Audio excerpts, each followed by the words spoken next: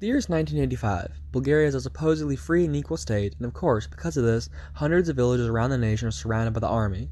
No one is allowed in or out of them, and people are dying. How did we get here? What is happening?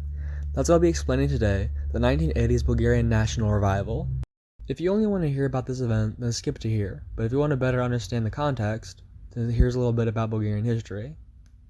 Bulgaria gained partial independence from the Ottoman Empire in 1878 after the Russo-Turkish War and hundreds of years of Ottoman rule. Though a minority, a good percentage of Bulgaria's population was Turkish. There were more of them before the war, though, wherein Russians and Bulgarians killed and kicked out many Turks. Many fled on their own, but some would come back after the war. Bulgaria generally tolerated the Turks somewhat neglectfully for the next few decades. They did go to the war with the Ottoman Empire from 1912 to 1913 in a series of wars known as the Balkan Wars.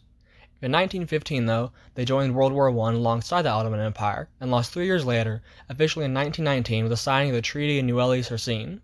10 years later, in 1925, they signed a treaty of friendship with the new Republic of Turkey, the successor state of the Ottoman Empire, which allowed migration between the two states. Several thousands of new Turks would move to Bulgaria. Same as World War I, Bulgaria chose the losing side of World War II, after which they started down the path of communism, becoming a Soviet satellite state, pretty much. In 1946, they took religion off the national census, and in 1947, the Dimitrov Constitution promised equality for Turks, but that was not to last. In 1950, Bulgaria demanded Turkey accept the immigration of 250,000 Bulgarian Turks, and called the Turkish government hypocritical for not accepting them. Some argue this was in hopes to help collectivize the land in Dobruja, since Bulgaria was trying to start doing that, and since the Turks were a majority in some parts of Dobruja, and they were heavily against collectivization.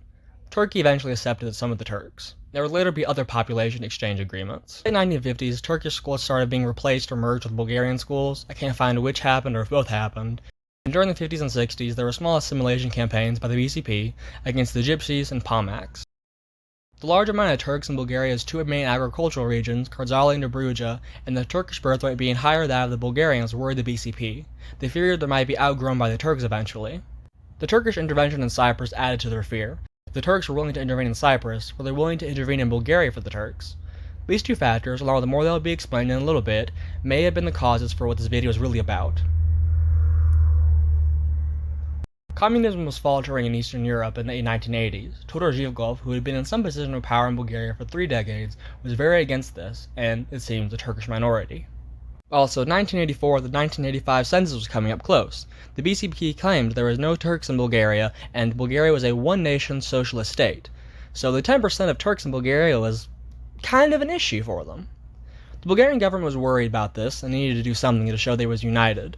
So what could they do? Well, it did these things. I don't know the order these things happened in. Some may have happened in the 70s, but either way. The government began to ban Turkish radio stations, television broadcasts, newspapers, the speaking of Turkish, practices of Islam, pretty much anything to do with Turkish or Islamic identity and culture. And the most famous thing about it, and I'd say one of the worst things, a renaming campaign started in December of 1984. Kind of ironic. From what I've read, it seems the campaign started out with officers just handing people their papers or asking them to go to government buildings and change their names legally from Islamic Turkish to Orthodox Bulgarian names. But quickly, as Turks refused to change their names, fought back, and formed protests and human rights groups, the authorities became violent. There was much violence and bloodshed in Kardzali in the beginning of 1985. The Bulgarian army and police would surround Turkish villages with tanks, soldiers, and dogs and have people to change their names. It was reported a lot that these interactions would become violent, or authorities at least would threaten violence. The BCP did its best to deny what was going on as the campaign went on. They claimed these Turks were just Bulgarians who were forced to think they were Turks by the invading Ottomans hundreds of years ago, just like the Pomaks. Though the Turks' ancestries were mixed. Some came from Anatolia and some were assimilated natives, at least from what I can tell. But apparently behind closed doors, BCP officials admitted they knew these Turks were actually Turks. A big slogan-esque thing the BCP said was, "There are no Turks in Bulgaria." And at least once, a government spokesperson, Boyan Trekov, said, "No one has been forced to change his or her name. The clashes in Bulgaria and the nature you are talking about have not occurred." Which, I'm doing my best to stay neutral, but he did not deny there was violence. Over 300,000 people changed their name within a month of the campaign starting, and altogether around 800,000 people changed their names, almost the entire Turkish population in Bulgaria. They didn't want to, they had to.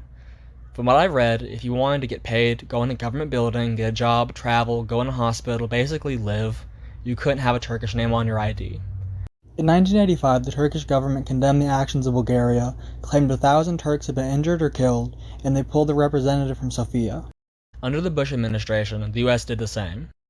The campaign lasted for roughly 4 years, during which hundreds of people were arrested and tortured. At minimum, several dozen died, max hundreds. The violence did lessen over time, but still, many died. It was reported that Turkish tombstones had been defaced and destroyed. Bulgarian officials would tap into Turkish phone lines, listening on them. People who talked about the campaign had been fined. Letters that were sent with Turkish names would be sent back to senders with a stamp saying unknown. Things were bad for the Turks. I've heard very sad stories online in English papers that I'm not going to get into. Just, you can look them up for your own. The Turks had little hope, and it seems that the average ethnic Bulgarian didn't care about this, or if they did, they couldn't do anything. In May or June 1989, though, the Turks would get some hope. The border with Turkey had opened. Many thought they would be welcomed into Turkey with open arms as brothers. In reality, though, they were treated very badly, like refugees. They were paid less for work, forced to do dirty jobs and live in poor housing conditions, and were discriminated against. But still, people carried whatever they could over kilometers of clogged road to get to Turkey. The border was closed in August, and about 350,000 Turks had immigrated. Back in Bulgaria, things were heating up. The fall of communism in Bulgaria is complicated, maybe a video for another time, but the dictator Zhivkov lost power, Peter Mladenov took over, and the campaign ended. At the end of this crisis, labeled a revival, many of the Turks were allowed to come back, and so many did. They were allowed to pick their names, practice Islam again, speak Turkish, exist basically. But when they came back, many did not have housing or jobs. I can't speak much for how things are today in Bulgaria, but from what little I understand speaking to some Bulgarians online, it seems these events are a dark scar on Bulgaria's history. When it isn't talked about often, and that still haunts the Turks. Seems racism and xenophobia are still issues for the country, but at least the Turks are taught Turkish in some places, can practice Islam, and express themselves as Turkish. So to recap, why did this happen? My conclusion is it was mostly out of fear and worry, plus one extra thing that is just my opinion I'll say at the very end. The BCP was afraid the Turkish minority could outgrow the Bulgarian majority, eventually, afraid Turkey could use the Turkish minority as a fifth column in a war, or as an excuse, possibly to invade or pick claims on Bulgarian land. The Turks could just cause chaos on their own. Plus, I assume it would have been easier to manage just Bulgarians than it would be the minority groups also, but that's now it's just purely my opinion. I'll get to that in a minute. Bulgaria also claimed it was a one-nation socialist state, and it had a strong sense of nationalism, like I would say many other socialist and communist states do, and it needed to keep and prove that unity to its people and the rest of the world in the 1985 census. But what's just my opinion? Well, revenge. Maybe it's stupid of me, but I think part of it might have been revenge. The Bulgarians have been under the Turkish yoke for hundreds of years, and even today they haven't forgotten that. I assume back in the 80s, Bulgarians may have been more upset about it, or maybe had it been more in the back of their minds. Maybe, again, just in my opinion, some of the government or authorities wanted to take revenge on the Turkish people. Again, I don't know, it's just my opinion. But like, everything else I've said, I have stuff to show for that. That part is just my opinion. Well, I hope you enjoyed the video, and that you keep those around you safe, protect their freedoms and rights, and have a nice day. And goodbye.